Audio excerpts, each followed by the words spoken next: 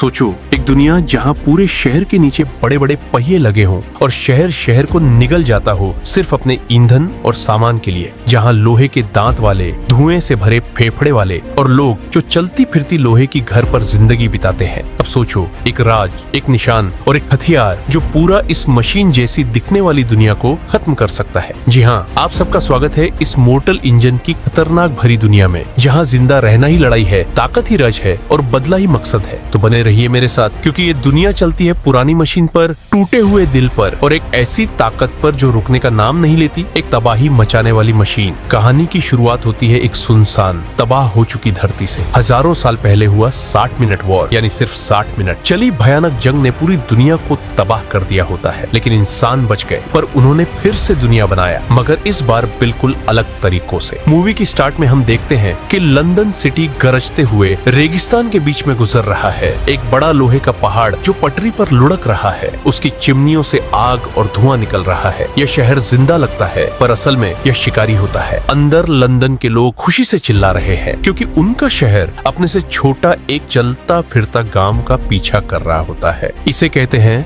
Municipal Darwinism, मतलब जो ताकतवर है वह जिंदा रहेगा और जो कमजोर है उसे खा लिया जाएगा। और लंदन के लोगों के लिए यह सिर्फ जिंदा रहने का तरीका नहीं, बल्कि मजे का खेल है। तभी हम एक लड़की को देखते हैं जिसका नाम होता है हेस्टर शॉ। वह अपने चेहरे को एक दुपट्टा से ढक लिया होता है और उसकी आंख में एक ही चीज होती है, और वह है बदला। थोड़ी देर बाद उस चलती फिरती गांव के गार्ड्स लंदन शहर को अपनी तरफ आते हुए देख लेते हैं और गांव वालों को चेतावनी देते हैं कि लंदन के शिकारी इस तरफ आ रहे हैं, सब लोग जल्दी यहाँ से भागो। जिसकी वजह से गांव में भगदड़ मच जाती है। फिर सब लोग अपनी अपनी चलती फिरती घरों को लेकर वहां से जाने लगते हैं, बट उन घरों में से एक घर का इंजन स्टार्ट नहीं होता है और दूसरी तरफ लंदन सिटी पास आ रहा होता है। बहुत कोशिशों के बाद उस घर का इंजन स्टार्ट हो जाता है और वह तेजी से आगे जाने लगते हैं। थोड़ी देर बाद हम एक आदमी को देखते हैं जिसका नाम होता है थेडियस वैलेंटाइन, जो लंदन सिटी के आर्कियोलॉजिकल डिवीजन का हेड होता है। तभी लंदन सिटी का मेयर वहां आते हैं और आकर बोलते हैं, यह सब क्या चल रहा है? जिसके जवाब में वैलेंटाइन बोलता है, हम बवेरियन का एक छोटा सा खदान करने वाला गांव का पीछा कर रहे हैं, वही आम चीजों से भरा, ईंट, कोयला, लोहा और 75 टन नमक। मेयर गुस्से से कहते हैं, क्या तुम सब पागल हो गए हो? इतनी सी ईंधन में तो हम मुश्किल से 1 हफ्ते तक टिक पाएंगे। हम ब्रिटेन से इतनी दूर जमीन ब्रिज पार करके यहाँ क्यों आए हैं? किस लिए? यूरोप का इस कचरे को निगलने के लिए। फिर मेयर उस गांव को तबाह करने का ऑर्डर दे देते हैं। उसके बाद लंदन सिटी के पायलट अपनी स्पीड बढ़ाकर तेजी से उस गांव की तरफ जाते हैं। अब स्क्रीन शिफ्ट होता है उस गांव की तरफ। उस गांव का पायलट जब लंदन सिटी को अपने पास आते हुए देखता है, तब वह अपने लोगों को माल खाली करके गांव का वजन कम करने के लिए कहता है। फिर वह लोग सामान को गिराकर गांव का वजन कम कर देते हैं, जिसकी वजह से वह तेजी से आगे निकल जाते हैं। अब स्क्रीन शिफ्ट होता है लंदन के म्यूजियम के अंदर, जहां हम एक लड़की को देखते हैं जिसका नाम होता है कैथरीन वैलेंटाइन, और ये थेडियस वैलेंटाइन की डॉटर होती है। कैथरीन म्यूजियम में डॉक्टर पोमेरॉय से प्राचीन किताबों के बारे में डिस्कस करने आई थी। तभी हम देखते हैं 19 से 20 साल का एक लड़का भागते हुए म्यूजियम के अंदर आ पहुंचता है। इसका नाम टॉम नेट्सवर्दी होता है और यह एक जूनियर हिस्टोरियन होता है। देर से आने की वजह से डॉक्टर पोमेरॉय टॉम पर गुस्सा करते हैं और कहते हैं, पहले ही मैं तुम्हें 3 बार चेतावनी दे चुका हूँ और ये तुम्हारी आखिरी चेतावनी है। अब स्क्रीन शिफ्ट होता है जहाँ हमें दिखाया जाता है कि लंदन सिटी अपने से छोटे उस गांव का पीछा कर रहा होता है। जब लंदन सिटी उस गांव के करीब चला जाता है, तब उस गांव का कैप्टन हड़बड़ी में आकर गांव को घाटी की तरफ ले जाता है। वह लोग घाटी में गिरने ही वाले होते हैं कि उनका कैप्टन स्टीयरिंग को बाईं तरफ घुमा देता है और वह सब बाल बाल बच जाते हैं। उसके बाद उनका गांव एक चट्टानी मिट्टी पर टकराकर धीमा हो जाता है। इसी टाइम का फायदा उठाकर लंदन सिटी अपना हुक लॉन्चर फायर करके उस छोटे से गांव को पकड़ लेता है और अपने अंदर समा लेता है। अब स्क्रीन कट होता है कैथरीन और टॉम के ऊपर। यहाँ हमें पता चलता है कि टॉम को पुरानी दुनिया की चीजों में बड़ा लगाव होता है। इसी वजह से कैथरीन टॉम को पुरानी दुनिया का 60 मिनट चला जंग के बारे में दिखाने के लिए बोलती है। फिर टॉम पुरानी दुनिया की चीजों से कैथरीन को यह दिखाता है कि कैसे पुरानी दुनिया के लोग क्वांटम ऊर्जा हथियार से पूरी सभ्यता का अंत कर देते हैं और इसी हथियार को वे मेडुसा कहते थे। फिर टॉम कैथरीन को अपना सीक्रेट दिखाता है और कहता है यह सारे पुराने दुनिया की चीजें एक खतरनाक हथियार में तब्दील हो सकते हैं। नेक्स्ट मोमेंट पर कैथरीन और टॉम लंदन सिटी के नीचे जाते हैं जहां गरीब मजदूर काम कर रहे होते हैं। तभी हमें दिखाया जाता है कि लंदन सिटी वाले जिन गांव वालों को पकड़ा था उन्हें वहां उन गरीब मजदूरों के साथ रहने के लिए एक प्रोसेस से गुजारा जा रहा होता है। और उस भीड़ के अंदर हम हेस्टर शॉ वह मिस्टीरियस लड़की को देखते हैं। दरअसल ये लड़की लंदन सिटी पर अपनी माँ की मौत का बदला लेने आई थी और वह जैसे तैसे करके एक चाकू को अपने हाथ में छुपाकर लंदन सिटी के अंदर ले जाती। कुछ देर बाद वहाँ थेडियस वेलेंटाइन आता है और कैथरीन अपने पापा से टॉम का इंट्रोड्यूस कर रही होती है कि तभी हेस्टर शॉ अपने चाकू से थेडियस वेलेंटाइन के पेट में स्टैब कर देती और यहीं पर हमें पता चलता है कि थेडियस वेलेंटाइन पैंडोरा शॉ का हत्यारा है जो हेस्टर शॉ की माँ होती है। जब हेस्टर शॉ वेलेंटाइन को दोबारा मारने की कोशिश करती है तभी बीच में टॉम आकर हेस्टर शॉ को रोक देता है और वेलेंटाइन बाल बाल बच जाता है। फिर सिटी के गार्ड्स आने की वजह से हेस्टर शॉ नीचे की तरफ दौड़ने लगती है और उसके पीछे पीछे टॉम।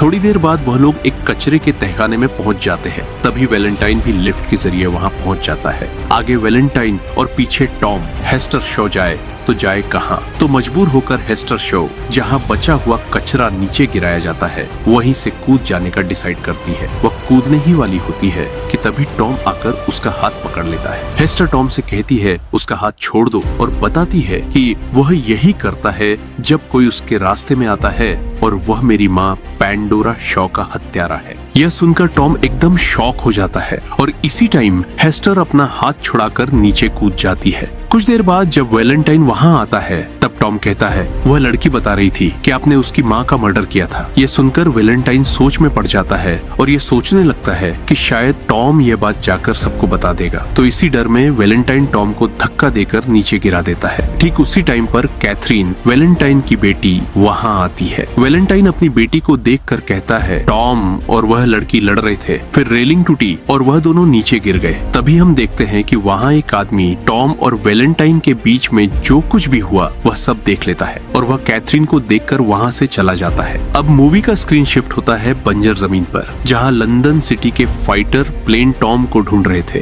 और टॉम उस पटरी पर बेहोश पड़ा था। हेस्टर जब टॉम की जेब से पैसे और चाकू ले रही होती है तभी टॉम को होश आता है। फिर टॉम हेस्टर के पीछे पीछे जाता है बट हेस्टर गुस्से में आकर टॉम से कहती है 6 महीने लगे थे मुझे लंदन सिटी को ढूंढने में, तुम्हारी वजह से मैं वैलेंटाइन को नहीं मार पाई। और ऐसे ही थोड़ी देर बहस करने के बाद वो आगे जाने लगते हैं। अब मूवी का स्क्रीन शिफ्ट होता है लंदन सिटी पर जहाँ वैलेंटाइन हाथ में कुछ चीज लेकर एक एक्सपेरिमेंट रूम के अंदर जाता है और वहाँ एक बुजुर्ग लेडी को इन चीजों की मदद से मशीन का चुंबकीय तरंग बढ़ाने को कहता है। आप सब लोगों को मैं बता दूं जो मशीन ये लोग बना रहे हैं ये और कुछ नहीं बल्कि वही क्वांटम ऊर्जा हथियार मेडुसा है। फिर वह बुजुर्ग लेडी वेलेंटाइन से कहती है शार्कमूर जेल से उसे एक पैगाम मिला है जो बताता है कि उन्होंने एक सरफिरा बाउंटी किलर को पकड़ा है जो दिन रात अपने प्रिजन सेल को पीटता रहता है और एक लड़की का नाम लेकर उसे मारने के लिए चिल्लाता रहता है। वह लड़की का नाम है हेस्टर शॉ। अब मूवी का स्क्रीन कट होता है टॉम और हेस्टर शॉ के ऊपर। हेस्टर शॉ को प्यास लगी होती है तो वह मिट्टी खोदकर पानी पी रही होती है बट टॉम कहता है मैं प्यास से मर जाऊंगा पर वह पानी नहीं पीऊंगा। फिर हेस्टर शॉ टॉम से कहती है अगर इतना ही गंदा लग रहा है तो अपनी पेशाब पी लो। फिर टॉम अपनी पेशाब पी लेता है। थोड़ी देर बाद जब हेस्टर की आंख लग गई होती है तभी टॉम कुछ गांव वालों को बुला रहा होता है। उसी टाइम पर हेस्टर शॉ की नींद टूट जाती है और वह टॉम के पास आकर कहती है वह कोई गांव वाले नहीं है बल्कि वह दक्षिण पंथी वाले हैं जो रात को लोगों का शिकार करते हैं। और इसी टाइम पर वह दक्षिण पंथी वाले टॉम और हेस्टर शॉ के ऊपर हमला कर देते हैं। वह हुक लॉन्चर से बचते हुए जैसे तैसे करके वहाँ एक छुपे हुए घर के अंदर चले जाते हैं। तब हमें पता चलता है कि हुक लॉन्चर की वजह से हेस्टर शॉ के पैर में एक चोट आ गई होती है। तभी वहाँ एक बुजुर्ग लेडी चाय लेकर आती है। टॉम चाय पीकर वाह वाह कह रहा होता है कि वह बुजुर्ग लेडी कहती है अच्छी लगेगी भी नहीं कैसे, ये चाय गंदे नाले की काई से जो बनाई है। ये सुनकर टॉम उल्टियां करने लगता है। अब मूवी का स्क्रीन शिफ्ट होता है लंदन सिटी पर। वहाँ हम देखते हैं कैथरीन एक लड़के से बात करने की कोशिश कर रही होती है। ये लड़के का नाम डेविस पॉड होता है और ये वही लड़का है जिसने वेलेंटाइन और टॉम के बीच में जो कुछ हुआ था वो सब देख लिया था। इसीलिए कैथरीन डेविसपोर्ट से उस दिन क्या हुआ था ये पूछती है। पहले तो डेविसपोर्ट कैथरीन को कुछ नहीं कहता, पर बार बार पूछने की वजह से डेविसपोर्ट गुस्से से बोलता है, तुम्हारा बाप तो झूठ बोलने में सबका बाप है, तुम्हारे पापा ने ही टॉम को धक्का मारकर नीचे गिराया था। फिर डेविस लंदन सिटी के सबसे ऊपर जो चर्च होता है उसे कैथरीन को दिखाकर कहता है, ये एक धोखा है, इसमें तुम्हारे पापा कुछ बड़ा और खतरनाक चीज बना रहे हैं, कुछ ऐसा जो वो सबकी नजरों से दूर रखना चाहते हैं। अब मूवी का स्क्रीन कट होता है एक छिपकली जैसी चलने वाली घर के ऊपर, जहाँ टॉम और हेस्टर एक रूम के अंदर थके हारे उदास बैठे थे। तभी हेस्टर टॉम को बताती है, मैं 8 साल की थी जब मेरी माँ चल बसी। वो एक आर्कियोलॉजिस्ट थी, उन्हें प्राचीन चीजों की खोज करना बहुत पसंद था। वैलेंटाइन अक्सर हमसे मिलने आता था और मेरी माँ की ढूंढी हुई चीजों को समझने में घंटों लगा देता था। फिर एक दिन उसने कुछ ऐसा देखा जो मेरी माँ को अमेरिका के प्राचीन खंडहर से मिला था, और यह वैलेंटाइन को चाहिए था, जिसके लिए उसने मेरी माँ को मार दिया। वह मुझे भी मार देता, पर मैं जैसे तैसे करके वहाँ से बच निकली। अब मूवी का स्क्रीन शिफ्ट होता है एक चलता हुआ जेल के ऊपर, जहाँ हमें दिखाया जाता है कि वैलेंटाइन उस सरफिरे बाउंटी किलर को देखने आया है। वह उस बाउंटी किलर के सेल के पास जाता है। वैलेंटाइन उस बाउंटी किलर को देखकर कहता है, यह लाजरस सेना का आखिरी सदस्य है और इसे मौत की नींद से जगाया गया है। तभी वैलेंटाइन उस बाउंटी किलर से पूछता है, क्या तुम हेस्टर शॉ को मारना चाहते हो, है ना? तब वह बाउंटी किलर कहता है, हाँ, मैं उसे मारना चाहता हूँ क्योंकि उसने अपना वादा तोड़ा है। यह बात सुनने के बाद वैलेंटाइन जाकर अपने प्लेन पर बैठ जाता है। फिर कहता है, यह करेगा हेस्टर शॉ का शिकार। उसके बाद वह मिसाइल से उस जेल के ऊपर अटैक कर देता है, जिससे बाउंटी किलर का प्रिजन सेल टूट जाता है और वह आजाद हो जाता है। जब वह बाउंटी किलर पानी से बाहर आता है, तब हम देखते हैं कि वह किलर एक साइबोर्ग होता है, जिसके बॉडी पार्ट लोहे के बने होते हैं, नसें तारों की बनी होती है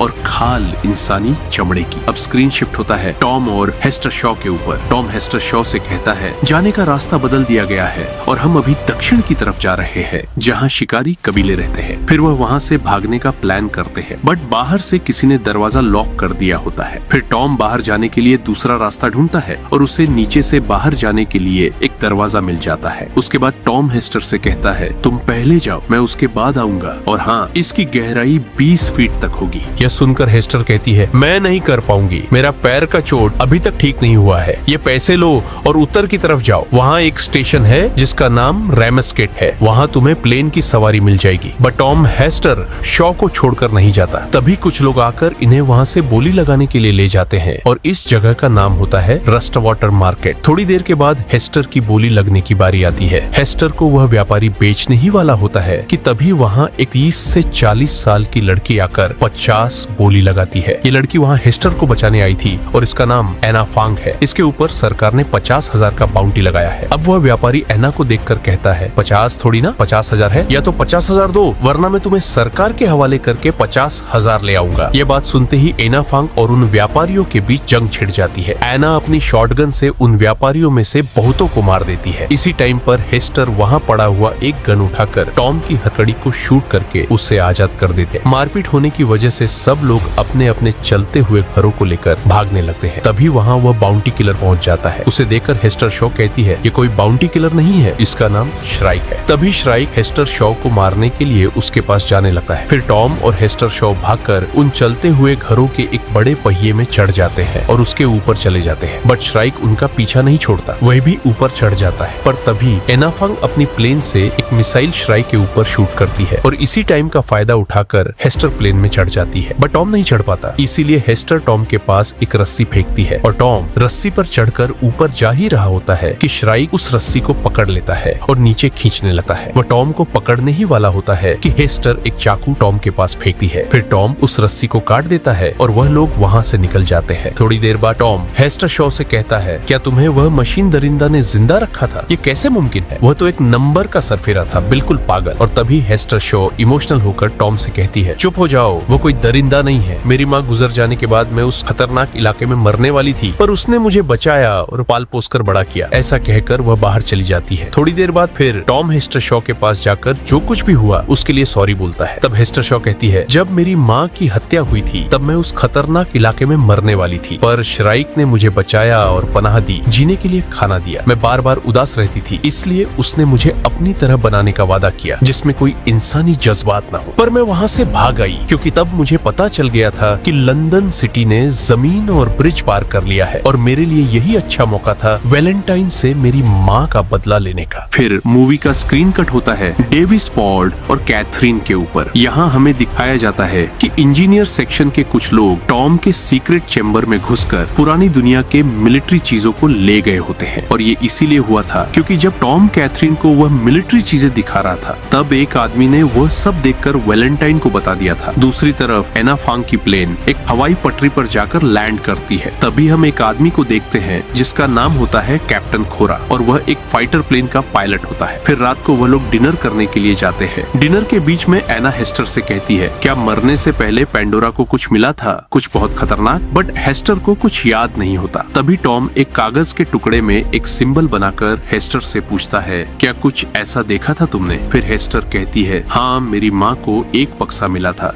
जिसके ऊपर इसी तरह का सिंबल बना हुआ था। तब टॉम कहता है तुम्हारी माँ को एक कंट्रोल कोर मिला था और वह कंट्रोल कोर क्वांटम ऊर्जा हथियार का था और उसका नाम है मेडुसा, बट इसे बंद करने के लिए एक क्रैश ड्राइव चाहिए जो 60 मिनट वॉर के टाइम खो गया था। अब मूवी का स्क्रीन शिफ्ट होता है लंदन सिटी के चर्च पर। वहाँ हम देखते हैं वैलेंटाइन ने कंट्रोल कोर की मदद से मेडुसा को जिंदा कर दिया है। वहीं पर डेविस पॉड और कैथरीन चुपके से वह सब देख रहे होते हैं, बट तभी वहाँ लंदन सिटी के मेयर आ जाते हैं और कहते हैं ये सब क्या मनमानी कर रहे हो तुम? तभी वैलेंटाइन कहता है इस हथियार के सामने सब झुकेंगे, इस पर जिसका कंट्रोल होगा वही इस दुनिया पर राज करेगा। पर मेयर कहते हैं क्या तुम जंग छेड़ना चाहते हो? अतीत से सीखा सबक को अनदेखा करना बेवकूफी है। फिर वैलेंटाइन कहता है अतीत से कोई भी सबक सीखने लायक नहीं है। फिर मेयर कहते हैं तुम्हारी मनमानी नहीं चलेगी, बंद करो ये सब। तब वैलेंटाइन कहता है तुम पुराने जमाने के सड़े गले माल हो, बिल्कुल डायनासोर की तरह। फिर मेयर कहते हैं तुम खुद को समझते क्या हो? वैलेंटाइन कहता है मैं तुम्हारा काल हूँ और ये कहकर वैलेंटाइन मेयर को गन से शूट करके मार देता है। उसके बाद लंदन सिटी शानगुओ की सुरक्षा दीवार को तोड़ने के लिए पूरब की तरफ जाता है। अब मूवी का स्क्रीन शिफ्ट होता है टॉम और हेस्टर की तरफ। वहाँ हम देखते हैं अचानक पावर कट हो जाता है। ये देखकर हेस्टर कहती है ये एक तरीका है ध्यान भटकाने का और तभी वहाँ श्राइक आ जाता है। फिर श्राइक और उन लोगों में जंग छिड़ जाती है, बट श्राइक का कुछ नहीं होता क्योंकि वह एक साइबोर्ग था। पर श्राइक उनमें से कुछ लोगों को हवाई पटरी के नीचे फेंक देता है। तभी उस मारपीट के बीच में हवाई पटरी पर आग लग जाती है और इसी टाइम का फायदा उठाकर टॉम और हेस्टर अपनी प्लेन के पास पहुंच जाते हैं। पर तभी वहां श्राइक आ जाता है। टॉम उसे फाइट करने की कोशिश करता है पर श्राइक उसे नीचे पटक कर उसके छाती पर खड़ा हो जाता है। फिर हेस्टर टॉम को छोड़ने के लिए श्राइक से बहुत रिक्वेस्ट करती है। तब श्राइक कहता है तुम रो रही हो, क्या इसने तुम्हें दर्द दिया? यह कहकर श्राइक टॉम की छाती पर और दबाव डालता है। फिर हेस्टर कहती है रुक जाओ, इसने मुझे दर्द नहीं दिया। यह सुनकर श्राइक पीछे हट जाता है और कहता है क्या तुम इससे प्यार करती हो? ठीक उसी टाइम पर श्राइक का सिस्टम खराब होने लगता है। वह हेस्टर को एक पुराना पेंडेंट देता है, वही पेंडेंट जो हेस्टर की माँ ने उसे बचपन में दिया था। आखिर में श्राइक हेस्टर से कहता है मैं तुम्हें तुम्हारे वादे से मुक्त करता हूँ। यह कहने के बाद श्राइक का सिस्टम बंद हो जाता है। यह देखकर हेस्टर शॉ बहुत रोती है क्योंकि श्राइक ने ही उसे पाल पोसकर बड़ा किया होता है, जैसे कोई पिता अपनी बेटी की देखभाल करता है। ये सीन पूरे मूवी में बहुत इमोशनल होता है। फिर वहाँ एना आकर टॉम और हेस्टर को अपनी प्लेन में लेकर वहाँ से चली जाती है।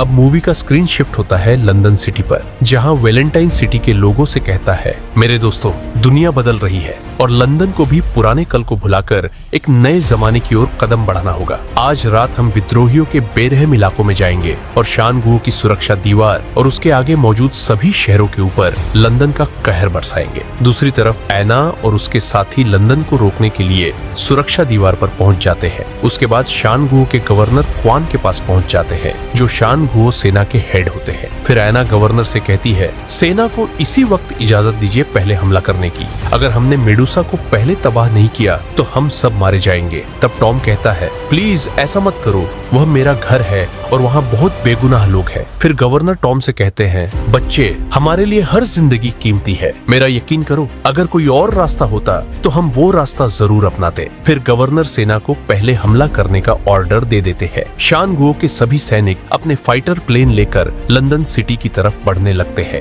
अब मूवी का स्क्रीन शिफ्ट होता है लंदन सिटी के ऊपर, जहां हम देखते हैं कि मेडुसा अब सक्रिय है और हमला करने के लिए टारगेट को नर्डिनेट पर लिया जा रहा है। टारगेट सेट होने के बाद लंदन अपना पहला स्ट्राइक करता है। दूसरी तरफ शान गुओ की सेना अपने फाइटर प्लेन लेकर थोड़ी ही दूर गई होती है कि तभी मेडुसा का पहला स्ट्राइक सुरक्षा दीवार पर लगता है। सिर्फ कुछ सेकंड में वहां ब्लैक होल जैसा एक वॉर्टेक्स बन जाता है। पहले तो वह वॉर्टेक्स सब कुछ अपने अंदर समा लेता है, फिर एकदम से सब कुछ बाहर फेंक देता है। इसकी वजह से सुरक्षा दीवार का ऊपरी हिस्सा तबाह हो जाता है और बहुत लोग आग लगने से मर जाते हैं। फिर मूवी का स्क्रीन कट होता है हेस्टर शॉ के ऊपर। वह दीवार में बने मेडुसा के चित्र को देख रही होती है और उस चित्र के बीच में एक आंख जैसा सिंबल होता है। उस सिंबल को देखकर हेस्टर को याद आता है कि उसकी माँ मरने से पहले उसे ऐसा ही दिखने वाला एक पेंडेंट दिया था। जब वह उस पेंडेंट को खोलती है तो उसे क्वांटम ऊर्जा हथियार का क्रैश ड्राइव मिल जाता है, जिसके मदद से वह लंदन को रोक सकती है। ये बात वह जाकर टॉम और एना को बताती है। फिर टॉम, हेस्टर, एना और उनके साथी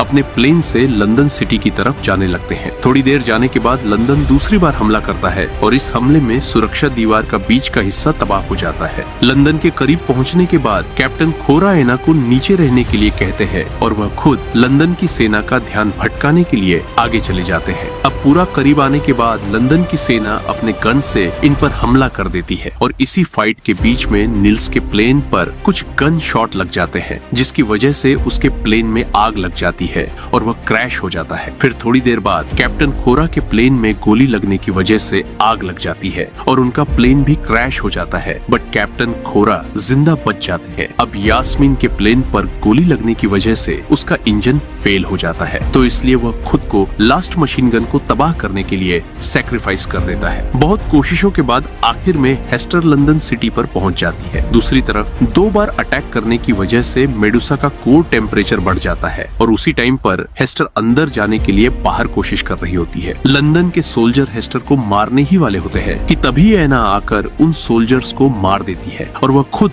चर्च पर चली जाती है। वैलेंटाइन तीसरी बार सुरक्षा दीवार पर हमला करने ही वाला होता है कि तभी एना आकर वैलेंटाइन को गन से शूट करती है, पर एक दूसरा आदमी वैलेंटाइन के सामने आकर उसे बचा लेता है। फिर एना और वैलेंटाइन के बीच फाइट शुरू हो जाती है। नीचे हेस्टर चुपके से अंदर आकर मेडुसा के कंप्यूटर कोर में क्रैश ड्राइव इंजेक्ट करके उसे शट डाउन करने लगती है। हमला होने के लिए अब 30 सेकंड बचे होते हैं, फिर 15 सेकंड और तभी ऊपर वैलेंटाइन एना के पेट में स्टैब कर देता है। हमला होने के लिए 1 ही सेकंड बचा होता है कि हेस्टर हमले की प्रक्रिया को रद्द कर देती है। कुछ देर बाद वैलेंटाइन के आदमी पायलट रूम में आकर सारे पायलट को मार देते हैं और इंजन के ब्रेकिंग सिस्टम को तोड़ देते हैं। इसकी वजह से अब लंदन सिटी बिना रुके सुरक्षा दीवार की तरफ जाने लगती है और तभी वैलेंटाइन की बेटी कैथरीन पायलट रूम में आकर ब्रेक लगाने की कोशिश करती है, पर ब्रेकिंग सिस्टम खराब होने की वजह से ब्रेक नहीं लगते हैं। तभी टॉम कैथरीन से कहता है, इंजन का दरवाजा खोल दो जल्दी। और कैथरीन दरवाजा खोलने के बाद टॉम तेजी से इंजन के पास जाकर एक मिसाइल इंजन पर शूट करके उसे तबाह कर देता है। दूसरी तरफ हेस्टर और वैलेंटाइन के बीच फाइट हो रही होती है और ऐसे ही थोड़ी देर फाइट चलती है, बट हेस्टर वैलेंटाइन को नहीं मारती है। तभी टॉम आकर हेस्टर को प्लेन पर ले जाता है और वैलेंटाइन के प्लेन पर एक मिसाइल लॉन्च कर देता है, जिसकी वजह से वह प्लेन जमीन पर क्रैश हो जाता है, बट वैलेंटाइन बच जाता है। कुछ देर बाद जब सुबह होती है, लंदन के लोग शान गुओ की तरफ जाने लगते हैं। गवर्नर क्वान और शान गुओ वासी बीती बातों को भुलाकर लंदन के लोगों को वहां रहने के लिए वेलकम करते हैं। अब मूवी का स्क्रीन शिफ्ट होता है टॉम और हेस्टर की तरफ। टॉम और हेस्टर अब खुश होते हैं और वह दोनों एक दूसरे को गले लगाकर अपनी प्लेन में दूर आसमान की तरफ उड़ जाते हैं। इसी के साथ ये मूवी एंड हो जाती है। अगर वीडियो आपको अच्छी लगी है तो इस वीडियो को लाइक करें और हमारे चैनल को सब्सक्राइब जरूर कीजिएगा। तब तक मैं आप लोगों से मिलता हूँ अगली वीडियो में।